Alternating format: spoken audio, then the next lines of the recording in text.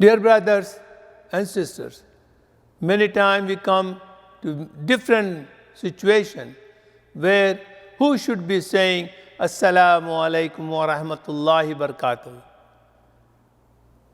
What's the procedure? What's the protocol? Who should say first? Prophet ﷺ laid down the procedure very clearly in hadith number 8.250 in Bukhari.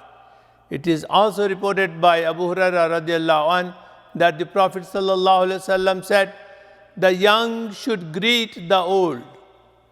The passerby should greet the sitting one. The small group of people should greet the large group of person. Very clear instructions. Let me repeat again. Young should say Assalamu alaikum to the old people.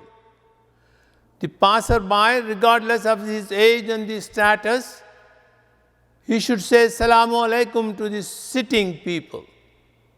And the small group is coming to the larger group, then the smaller group should say Assalamu alaikum wa rahmatullahi barakatuh.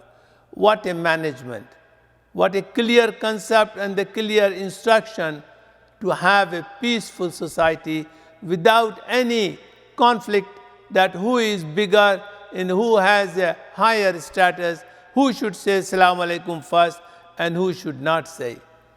Let us, dear brothers and sisters, follow the sunnah of the Prophet ﷺ, which will make our life very peaceful, lovable and easy. Thank you.